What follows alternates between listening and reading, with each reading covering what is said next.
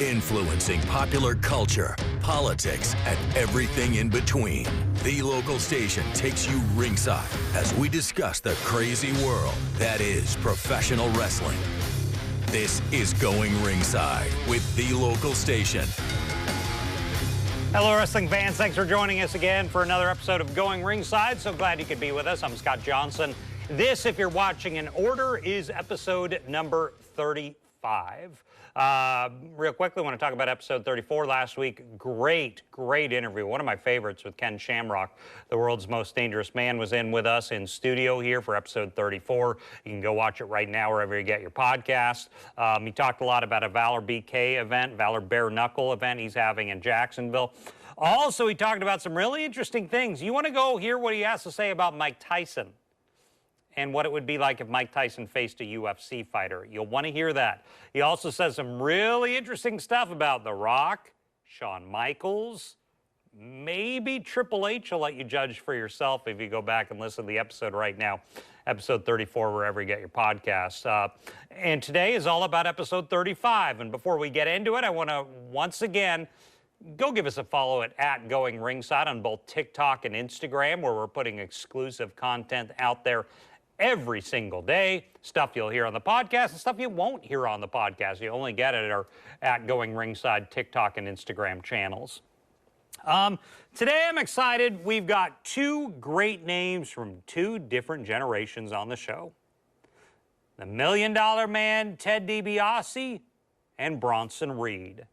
Dibiase, arguably one of the greatest heels of all time. Bronson Reed, one of the main performers right now on the Raw brand. He had been doing NXT, and we'll talk to him a little later in the show. We had an interview with Bronson, who lives down here in Florida, a few months ago on our show, River City Live, which is our entertainment show we do out here in Jacksonville at Channel 4, where we broadcast our show from. And I wanted to bring back that interview they did with Bronson Reed, so that'll be coming up. But first, we're starting with the $1 Million Man, Ted Dibiase. Arguably one of the greatest, maybe top 5 heels of all time. And I think there's a reason for that. Ted Dibiase is one of those ones that even after he was wrestling, everyone looks back to him as one of the greats as far as bad guys, as far as people, as far as wrestlers that people hated. You've got Piper, you've got Flair. I mean, some of the others who were in there back in his generation, Mr. Perfect, Ravaging Rick Rude. But as far as his contemporaries, really, you got Rick Rude and Mr. Perfect were two kind of top-level heels at the same time he was there. I would put Dibiase a hair above them, and there's a reason why. So Dibiase is brought in. He had been a top performer in, like, I want to say like UWF and Mid-South as Ted Dibiase. He was a second-generation performer. You know, top guy there, held titles in the other territories, but Vince McMahon eventually brings him in with arguably the greatest thing that could ever happen to a young wrestler. The $1 Million Man gimmick, I mean, you could not ask for a better gimmick because, you know, you have to live the gimmick, so to speak. So when they bring in Ted Dibiase, the stories, if you listen to them, is they had to bring him in and make it look like he was legitimately the $1 Million Man. Not like he was just another WWF wrestler collecting a paycheck and they tried to make look like he was rich. He had to live the gimmick, so to speak. So what does that mean? Every town you go to, limo service, first-class airline miles, probably some sort of company credit card or cash to go with you so you could live like you were worth millions of dollars. As a wrestler, you couldn't ask for a better gimmick. I've heard stories that Ted, you know, people would say to Ted, take that gimmick, take it right now, do whatever Vince asks of you. That is just amazing. So Ted comes in, and if you remember, he does the vignettes that people just hated him for. He was so good at it. He developed that iconic laugh, which we'll talk to him about later in the interview. I can't do it. But he comes in and he does all these gimmicks, you know, in limos, with champagne at mansions. They even had him on Lifestyles of the Rich and Famous. We'll talk to him about that a little later on. But the thing he was probably really solidified him as a great, great heel in WWE, WWF at the time, was these vignettes he would do where he would bring Virgil, his bodyguard, back when Virgil just looked like that tough bodyguard with his sleeves cut off, big guns, and he would bring out cash and offer it to people if they'd do something for him. Like, do some push-ups for me, kiss my feet, do something and I'll give you a few $100s, you peasant. That's how it worked. Probably the most famous one of all time, which was just legitimately maybe the meanest thing we've ever seen legitimately happen in wrestling, was they brought up this little child, and I've heard the story told that he didn't know it was real, or he didn't know it was a work. He didn't know it was a wrestling angle. He thought this was real. They bring him up and say, here, son, we're going to give you hundreds of dollars for your family if you dribble this basketball 15 times. And what he goes on to do is one of the most horrible things I think we've ever seen a wrestler do on a show. Watch this. Hold up, Virgil. Well, I'll tell you what I'm going to do, Sean. If you can dribble this basketball 15 times consecutively without missing, look at here, I'm going to give you $500. Now, I know you and your family can use $500. I can tell by looking at you that you could use a lot more than $500. Okay. Virgil, give him the basketball. Okay, Sean, 15 times. Ready, go. 2, 3, 4, 5, 6, 7, 8, 9, 10, 11, 12, 13, 14. Oops! Oh. We didn't get to 15, Sean. You didn't get to 15, did you? No. He didn't make 15. And you know what that means? What that means, Sean, is you've got to learn a hard, cruel fact of life. When you don't do the job right, you don't get paid. So that's Ted DiBiase just playing heel. I mean, it doesn't get any better than that. I think I've heard stories that they eventually made it right with the child and his mom later on. But, you know, that's good bad guy wrestling right there. I mean, that really draws a lot of heat from the fans. They don't like Ted DiBiase. And the reason why I said at the beginning of the show, why I think Ted DiBiase is arguably one of the great heels of all time, and I put him a hair above Mr. Perfect and Rick Rude, is because of the main event. So if you remember in the mid-'80s, when Hulk Hogan was at his peak, they had what was called Saturday Night's Main Event. Come on every month or two, and it would preempt Saturday Night Live. And I, as a kid then, it was like the greatest show ever. Top-level performers. You had to stay up real late to watch it. And Saturday Night's Main Event was a big deal for WWF and for fans then. You know, it was great. It was almost like you got your own pay-per-view on NBC on a Saturday night. But they took it a step further late into the late 80s and the beginning of the 1990s and got rid of the Saturday night. They did what was called the main event.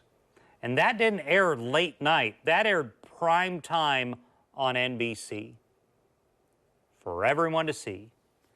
And I think it was the second main event they ever did involved Ted DiBiase, and this is why I put him up there with the greats, you know, closer to your Roddy Pipers and your Ric Flairs as far as the greatest heels of all time. Because the main event, the episode where it was Andre versus Hogan, the rematch from WrestleMania 3, got 33 million viewers. 33 million people tuned into a wrestling TV show. There have never been numbers like that ever in the history of wrestling. Maybe the 1950s with Gorgeous George. I'm not sure because he was really big mainstream back then. But since, I mean, you think of modern day WWE, like to get 1 million or 2 million is like huge. Even at the peak of the Attitude Era, when they were getting the best ratings they've ever gotten, beating Monday Night Football some weeks, they didn't touch what the main event did. 33 million people watching a wrestling program. Nothing has ever gotten that many viewers of a wrestling event. It is the biggest, most viewed wrestling event in history. So that event was Hogan and Andre rematch. That's obviously why people are tuning in. Hogan's the biggest name in the company, and Andre's arguably the biggest, I guess you could say, heel or just attraction is really what Andre was, and everyone wanted to see that rematch.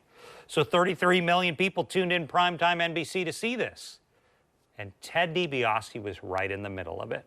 If you go back, and maybe you remember it like I do, it was one of the most memorable events of all time where they had the twin referees, Dave and Earl Hebner, who were real-life twins, and they had an evil referee come in and screw Hulk Hogan over, and Andre won the title, and then he gave it to Million Dollar Man, who had used his money to make all this happen, and they give him the belt, and Ted, while the attraction was Hogan versus Andre, Ted was at the center of that. And he had 33 million people angry at him, bitter at him, booing him at home. And, you know, in wrestling, you can be a great performer, you can be one of the best performers of all time, but to really get in that GOAT conversation, be it the greatest of all time, be it the greatest heel of all time, be it the greatest tag team of all time, you really need to have something extra. So when you think, you know, greatest of all time, Hulk Hogan, Steve Austin, Rock, you don't need to explain it. They were arguably the greatest of all time. Hogan changed the industry. Everyone focused on him. Austin did the same thing in the 90s. Rock goes on to become the biggest movie star, who started as a wrestler of all time. Flair's kind of there because he did, you know, he was 16-time champion. He was the face of NWA, WCW through the 1980s. Undertaker's in that conversation because not only was a great performer, he also had the longevity, the streak of, I think, 21-0, the 30-year run in WWE. So you understand there. As far as the greatest heels of all time, I think you know, some of the ones you would argue would be Roddy Piper. Roddy Piper was Hulk Hogan's nemesis. That puts him there. But what took him a step further, I would argue, was that big event with Rock and Wrestling, with Mr. T and Cyndi Lauper and MTV, and putting Roddy Piper on TV, on general public televisions all over the country, not just diehard wrestling fans. That took Roddy Piper to the next level. You could argue with Kevin Nash and Scott Hall. When they jumped ship and started the NWO and really changed the industry, that took them from top bad guys to the next level. I argue DiBiase is kind of the same. Because of that main event show, to have you at the center of a storyline with the biggest audience in the history of all of wrestling, watching it, takes you to the next level. And then Ted, after that, you know, that was his peak. He feuded, I think, with Ultimate Warrior at times, with Randy Savage and Dusty Rhodes, all the main guys. He was really a real good top heel for that run. Eventually, he kind of steps back from being the top heel, and he teams up with IRS, Mike Rotunda, Erwin R. Shyster, and they start the tag team Money, Inc., and they hold the title. They're a great tag team. We interviewed Mike Rotunda on episode 27, Remembering His Son, Bray Wyatt, if you want to go back and listen to the archives right now. He, of course, talks about his son and his career. He also talks about tagging with Ted as Money, Inc. That's episode 27, if you want to go listen to it. And that was really, I think, the last time Ted, I remember, was a wrestler. He kind of stepped away from active wrestling at that point, kind of got into more of a managerial role in the mid-90s and started what was called the $1 Million Corporation, where he was kind of the money man, of course, and the manager of different guys like Bam Bam Bigelow, Kama, the evil Tatanka when he turned heel. King Kong Bundy was brought in. And they were the center of one of the main events for WrestleMania. I think it was WrestleMania 12, maybe, when you had, they brought in LT, Lawrence Taylor, to face off with Bam Bam Bigelow in the main event of a WrestleMania. I think it was above Shawn versus Brett because Lawrence Taylor was such a big name.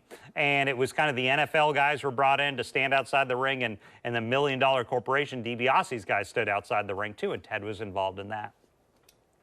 And then eventually Ted was brought in as Steve Austin's first manager when Steve was brought into WWF as his, quote, $1 million champion. And Ted managed Steve for a while, and then eventually Ted left. And Steve, obviously, as we know, didn't need a manager because he became the most prolific character in history of wrestling. And Ted left for WCW, and he became the early money man for the NWO. They called him Billionaire Ted, you know, kind of a tongue-in-cheek reaction to how WWF is making fun of Ted Turner. Well, they made Ted DiBiase as the original money man behind the NWO. Problem was eventually Eric Bischoff came in and blew that up, and Ted left. He's like, you don't need me. Why am I here? And that was really the last time that NWO run. It was brief when Ted was an active in-ring performer, an active character in wrestling. Started to go backstage a lot, and you would see him pop up for one-offs here or there. I mean, because Million Dollar Man's so well-known, so iconic. They would bring it back here and there. But he was kind of done as far as being a top-level character in WWF, WWE, and WCW at that point. He just wasn't a regular character. At this time, Ted starts to kind of have some personal life changes, which we're going to talk about here in the interview. Ted became an ordained minister and turned his life around, as he will tell you. You know, if you remember wrestlers from the 1980s, it was booze and women and drugs, and that was kind of what a lot of them were involved in. And Ted kind of went down that path to a point and turned his life around. And he was able to become an ordained minister and turned his life over to God. And his family kind of followed suit. They're big in Mississippi, and he became one of the biggest evangelical ministers in the country. So that happens with Ted. And with that happening, Ted kind of changes his life, but there has been a hiccup in the last year or two. Ted's son, Ted Jr., who you know, kind of followed in his dad's footsteps in wrestling for a while. He was part of the Legacy stable with Randy Orton for a while, and Cody Rhodes Jr. He's gotten himself into some trouble. He has been indicted in the state of Mississippi at the federal level for a welfare fraud scheme. He's one of the prime names involved in this. Ted Sr. is not. His name has kind of been looped into it, but he's not been criminally charged at all. I don't want to spend a time on that today because we have done an entire episode on that, Going Ringside, episode number 9, the Dibiase indictment. You can go back and listen to the archives. We do a deep dive on what that is about. And what that case is if you want to learn more. I do ask Ted about that a little in the interview you're about to hear, so we do cover that, and that's something the Dibiase family obviously is dealing with right now, but that's episode 9 if you want to learn more about that. Ted has a podcast. I think it's called Everybody Has a Price. He's done some books over the years, talking a lot about his life and about his ministry and kind of where he's at right now, but we were so excited to have a chance to talk to the $1 Million Man. Here is our interview with the $1 Million Man, Ted DiBiase. Well, we are joined now by the $1 Million Man himself, Ted DiBiase. Ted, thank you for joining us today. How have things been going for you? Hey, it's been great. You know, I've been to this event in the past. I don't think I was here last year, but maybe the year before. But it's about the wrestling fans, and I've always said that wrestling fans are the greatest fans in the world because, I mean, once they're your fan, you pretty much got them for life. I hear so many stories, I mean, from adults that come up and from kids who come up who, I mean, stories like, you know, the little ones who go, you know, my dad got me to watch wrestling, now I'm watching wrestling. And it's like, once they're in, they're in. So how did $1 Million Man come about? Because everyone I've talked to says it's literally the greatest gimmick any wrestler could be given. Well, I was fortunate because the character of the $1 Million Man was a Vince McMahon original. When he contacted me and I went and sat down with him, he said, Ted, you know, he told me all about what was going on and how the company was, you know, beginning to move forward. And he said, I've got this idea. It's never been done before. And he says, but here's the deal. He says, I can't tell you what it is until you agree to sign with me because I don't want to give away a great idea and then you go somewhere else and do it. so I had to agree to sign, and obviously I did. And basically he said, the one thing everybody hates is someone who, by virtue of their wealth, bullies people, you know. And I said, I can't stand guys like that myself. But that's the nature of the $1 Million Man character. You know, he pushes his weight around by pushing the money around. And the things that Vince had me do, it was just... There were some evil things you did. And I mean, but like, now he said, and once I signed, and one of his secretaries walked in, counted out $2,000 in brand new $100 bills. He said, this is your flash cash. And he said, for example, he says, go into a nice restaurant, get up and tell everybody who you are. And it's their lucky night because you're picking up the tab. And so go around, pick up the checks, lay down the cash, bring me the receipt, and we will replenish the money. That's got to be a dream for a wrestler. Oh my gosh, but that was marketing his product. Yeah. And that's what he wrote it off as. And oh my gosh. I could swear when I was a teenager, I saw Robin Leach on Lifestyles of the Rich and Famous profiling Ted DiBiase, the $1 Million Man. What was the background there? Because they were in total kayfabe. Well, that was actually Vince's house. Wow. It wasn't mine. It was the boss's house. But I mean, yeah, I had a lot of fun with it. Had a lot of fun with it, you know. And of course, he also told me, he says, now if you abuse this, you lose it. Okay. You know, so I was careful not to ever abuse it. But yeah, I mean, he flew me first class, and you know, probably the one thing that I did that I get the most talk about is when we were in Milwaukee doing TV. He said, "What can we do tonight for the gimmick?" And it was a Gorilla Monsoon idea. Mm-hmm. He said, I said, "What Milwaukee famous for?" And somebody said, "Beer and basketball." So, well, we can't do beer. Let's do something with basketball. And so they got a little kid out of the crowd, like 5, 6 years old. And so I'm there with him, and I said, "Okay, can you dribble a basketball? So let me see you dribble it 10 times." So and you can tell he did it. And yeah, I was afraid he was going to miss. Okay. And so we rehearsed all this, but when we did it live, I had to be hardcore $1 Million Man. Yeah. And so I said, "Okay, do that again. Do it 15 times without missing, and I'll give you $500. He gets to 14, and I kick the ball. I just put my foot out there enough to make the ball bounce off my foot. And I said, "You know what, kid, you're going to have to learn a hard lesson at an early age. When you don't get the job done, you don't get paid." Crocodile tears. He ran to his mother. Oh, my gosh. I got in the back, and everybody was going, "Yes, that was great." I said, "I'm glad you're all happy. Now find an armored vehicle to get me out of the building." Now, here's the punchline on that one. 20 years later, yeah. I'm originally from Omaha, Nebraska.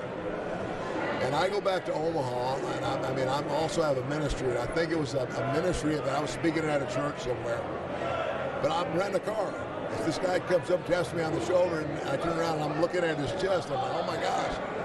And he said, "Mr. DiBiase," he says, "I know who you are." He says, "I'm the manager here. Can I help you find a car?" I said, "Sure, find something that would fit us both." He said, "Be glad to." He said, "By the way," he says, "you remember that thing you did with the kid in the basketball?"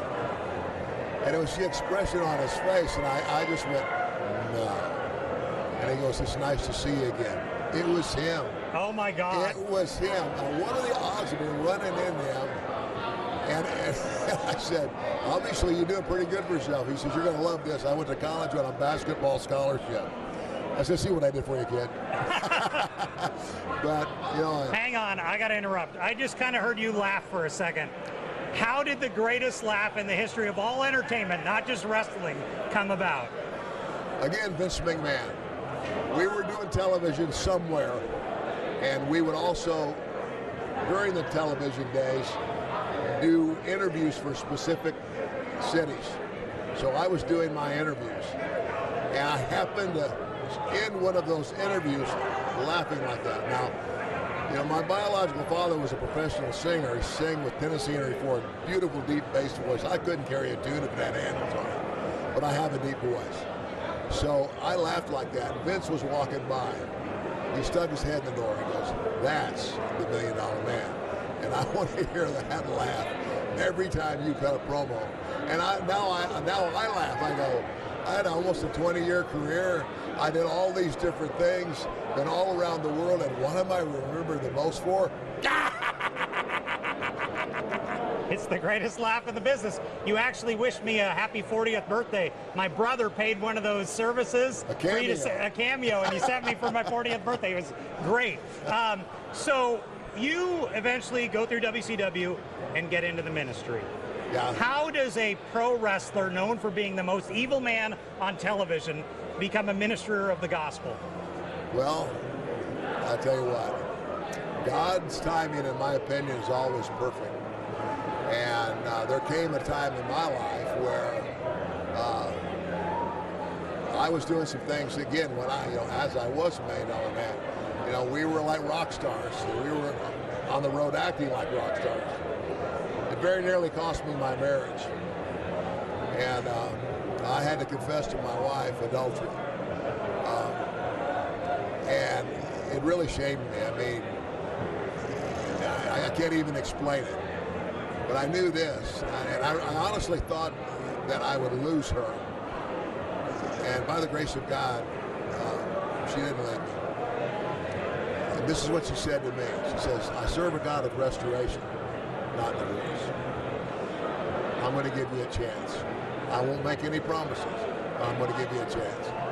That's all I needed. I took that ball and I ran with it. And just my faith in God began to grow, and I don't know, it was just kind of weird. I think God sets you up sometimes, and so somebody asked me to get up at a meeting somewhere one night and share my story. So I did that, and I went, oh my gosh, you need to be speaking. So I ended up starting out. I'm going all over the country, speaking in churches, speaking at men's events, a lot of men's events. Because of all the things I dealt with, other things that men deal with. And I would tell my story and how God not only restored me, but restored my marriage and our family. And I want to... biggest hero in this story is my wife. Yeah. Because of her willingness to give me that chance. How are you and the family doing? We've covered it on the news. Just want to know, how are you guys doing? It's been a hard season. Yeah, we're doing good, and all of that it is a bunch of garbage. I'm not at liberty to talk about it, but it's kind of like they're looking for a scapegoat. Yeah. Yeah. And you're caught in the middle of it. And we're caught in the middle of it. If I didn't have a celebrity name, they wouldn't even be looking at me. Yeah. And you still keep with wrestling, though. You do the ministry, you do the wrestling. Why keep the wrestling when you're on the ministry? Well, the only part of wrestling that I do is when I get invitations to come and do these autograph signings and stuff, and there are like a lot of independent wrestling organizations out there, and occasionally some of those guys are like, they'll say, hey Ted, would you come and while you're in town, come by and speak to my group of trainees. And obviously I would do that. I mean, it's kind of like, the people always ask me, they go, I'll be 70 in January. And they go, would you ever consider getting back in the ring? I said, no. I said, but there are times when I'll watch a new guy and I see something in him. And that's when part of me goes, if I could just get in there with him, I could help him go, because that's really how you learn wrestling, by doing it, and it's hard to explain, but yeah. But again, like the $1 Million Man says, everybody's got a price. Yeah. When I get in the ring one more time, you never know. Never know. Well, Ted, that's what we wanted. Ted Dibiase, $1 Million Man. Ted, thanks so much for joining us. It was a pleasure. Thank you. So that was our interview with Ted. We were so happy to talk to him. He's just got such an interesting story. Obviously, he's dealing with the stuff with his son right now, and that is what it is. Episode 9, once again, if you want to learn more about that. But just an interesting, fascinating life to go from the wrestling, booze and women lifestyle, turn his life around, dedicate his life to the ministry, becoming one of the most prolific ministers in the United States. Just an interesting story. So glad to talk to Ted. I do want to talk about our other guest today, Bronson Reed, but before we do, I want to give another pitch to follow us at Going Ringside on both Instagram and TikTok. I want to show you one thing that you didn't get here on the podcast that we had on the TikTok channel, a couple posts about something that happened at a WWE event. It involved a shooting outside a WWE event in Kansas City. So there wasn't a lot of coverage of it because, you know, it's wrestling. But we, of course, that's what we do here, so we put it on our TikTok channel. Hundreds of thousands of people have been watching this on TikTok. Here's a couple of our clips we put out there. Just kind of some of the exclusive stuff you'll get if you give us a follow at Going Ringside on TikTok and Instagram. This involving a shooting. Here's a couple things that we posted about some teenagers shot outside a WWE event in Kansas City. Caused a lockdown. Here it is. Hey, I'm Scott Johnson, host of the Going Ringside podcast.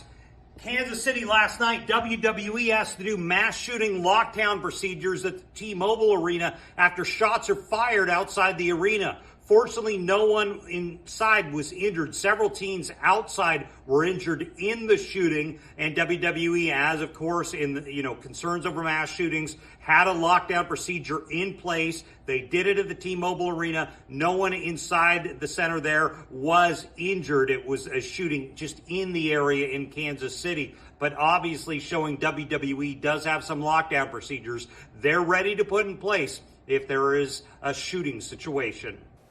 3 teenagers were injured outside a shooting outside of a WWE event in Kansas City last night. The non-televised event was happening at the T-Mobile Center and was locked down at the time. 3 teens had non-life-threatening injuries. Police are investigating what may have led to the shooting. There so far have not been any arrests. So I cannot encourage you enough to give us a follow there at Going Ringside, but that was TikTok stuff, also at Instagram. So give us a follow. We put stuff there every single day. As it happens, you will hear it there first. You don't have to wait for the podcast to roll around. The other guy I want to talk about is Bronson Reed. He's a star on Raw right now, did a lot with NXT. He's originally from Australia, now lives down here near us in Florida, lives in the Orlando area. So he came on our River City Live show. As you know, if you're not familiar with where we broadcast out of, we broadcast out of Channel 4 in Jacksonville here. One of the shows we do here at our TV station is called River City Live. And our anchor, Jana Angel, who tried out for WWE in her day, so the interviewer you're about to watch tried out for WWE down at the Entertainment Center in Orlando. She had Bronson Reed on a few months back to talk about an upcoming Raw show here in North Florida. So it's dated in that regard. When he talks about the upcoming Raw, that's a past Raw. But we asked him a few questions about his transition from Australia to the United States, to living in Florida here. And Bronson Reed's had a good run. And he's still got a long ways to go. He's solid mid-carder. I've talked to a lot of people who everyone describes him as just solid mid-card guy at that point. You don't know where it'll go from there. I mean, he had a recent match with Gunther for the IC title. It was a good match. He's kind of had 2 runs in WWE. I mean, he did a lot of wrestling for years in Australia, where he's from. Then eventually comes over, he gets into NXT. He's a North American champion. That's a good championship to have. Adam Cole had it, Johnny Gargano, Dominic Mysterio Jr., or Dominic Mysterio has it right now. Used to saying Junior when I say Mysterio. Sorry about that, but Dominic Mysterio has the title right now. So he had a good run. He's now on Raw. And he's been doing a lot there. So Bronson Reed, a good, solid guy in WWE. Jana Angel, who works with us, was able to sit down with him, talk a little about his career, where he's at right now, as he was previewing a Raw from earlier this summer. Here's a quick interview we had with Bronson Reed. Bronson Reed, because we are about to kick off a great weekend and beginning of the week with the WWE. So Bronson, welcome to my house. Thank you for having me. So we're so excited to talk to you because it sounds like Saturday is going to be a big day for you, and it's really just a kickoff for what we're going to get to see here locally in Jacksonville on Monday. So what is it that you're looking forward to most on Saturday? Well, Saturday I'll be in Puerto Rico, so that's going to be very cool. I'm in the United States Championship match, and I look forward to winning that championship and then bringing it to Jacksonville on Monday. Now, what do these matchups look like for you in terms of preparing? Because we see a lot of storylines going into Saturday, and then Monday, we're actually going to see a lot of new things kind of coming into the ring, so to speak. So what should we expect on Saturday that'll lead into our new week on Monday? I think you're going to see a lot of like almost like a completion of stories, because I think Monday is going to be something definitely brand new and fresh. We have a brand new roster, as for SmackDown as well, but Monday Night Raw is going to be very stacked. So I'm interested for all the new challenges ahead. Now, one thing I just want to talk about kind of behind the belt, so to speak, when it comes to traveling and continuing, your workouts, continuing your storylines, continuing everything that you have as a personal brand, what does that look like when you're traveling around? Like you said, you're going to be in Puerto Rico and then you're in Jacksonville. So how does that day-to-day work out for you? It's tough sometimes, it's a bit of a time warp. This past week, I was actually in the UK. I was in England. Then I was in Ireland, and then I was actually in France. Then I had a huge 10-hour flight to get back to Texas. Then I have Puerto Rico this weekend, and then obviously Jacksonville Monday. So sometimes days sort of melt into one another. Right. And it's sort of, you sort of try and get the best routine you can. And if you have a good routine, you can just keep that going. Yeah, that's definitely great advice. Now, when you get into Jacksonville, you have a ton of fans here, and does Jacksonville love some wrestling? Let me tell you. So what are you looking forward to in terms of competing here in Jacksonville? I know it's not Puerto Rico. It's a little bit different, but this hometown group's going to be really excited to see you all. For me, like, I love competing in Florida. I've wrestled in Jacksonville a handful of times for when I was with NXT and WWE, but this is the first time I'll actually be in Jacksonville for Monday Night Raw. And I guess it's sort of my home away from home. I live here in Orlando, so I consider myself a Florida boy. I'm originally from Australia. I moved out here 4 years ago, so the Florida crowd is my crowd. Really, there's so many similarities when you look at Australia and Florida, and I feel like we have a very similar vibe. So I think that's fun. Now, you mentioned NXT, which is such a great experience and part of WWE. Maybe some of our River City Live viewers don't know that connection. Do you mind explaining that to us, just kind of that road from NXT to the WWE? Yeah, and NXT is pretty much the jumping platform to be able to get onto a Monday Night Raw or SmackDown. So for myself, I was recruited all the way from Australia, and then I move over here to Florida, to Orlando, where we have our training performance center. And then you pretty much hone your craft there in NXT in hopes to get on a Monday Night Raw. And it's a long journey, but it's been really good. I know that journey is long, and it's so well earned. So you should be so proud of where you are. I know that we're excited to see you perform. Now, can you tell us, if we want to keep up with you personally, what's the best way to do that?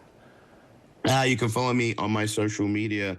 It is at Bronson is here, and you get to see things like me lifting crazy amounts of weights, but then at the same time jumping off the top rope. That was always my favorite part, is just to see the athleticism that comes with this. The number one thing I'll fight somebody on is the second they try to tell me wrestling's fake. I said, those ropes are not fake.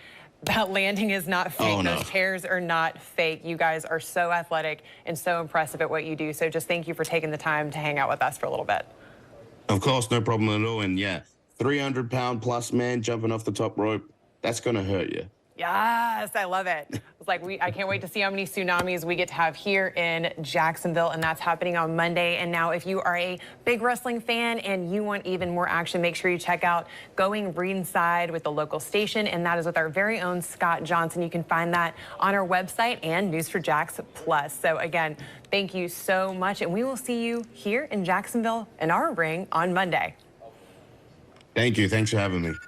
So happy Janet was able to sit down with Bronson and talk a little about where his career is going right now. And we hope to have him on the show down the road. Next time WWE is coming through Florida, maybe we'll catch up with him. And he's, of course, down here in Florida with us. So we hope to touch base with him, have a little more long-form interview with him down the road. But we're excited to have him on the show here and talk to him a bit. So I was excited to do this show. This is episode 35. Keep giving us a follow. Keep spreading the word about the show. We're still trying to get the word out. We've been at it about 8-9 months right now, and we're still trying to get the show out, the word out about the show to wrestling fans. Let them know we're here. I know there's a lot of wrestling podcasts out there with just great podcasts. Bruce Pritchard does them, Busted Open Radio. They do great stuff. Give us a check out. Tell your friends. share it in wrestling groups. We hope to be a fresh voice that's not really affiliated with any sort of company. I don't got any background. We just give your input on what we're able to come across in this crazy world that is pro wrestling. So thanks for joining us for episode 35. We'll see you back here next week. This has been Going Ringside with The Local Station, brought to you every Wednesday on your favorite podcast player, on News4Jax Plus, as well as the News4Jax YouTube channel.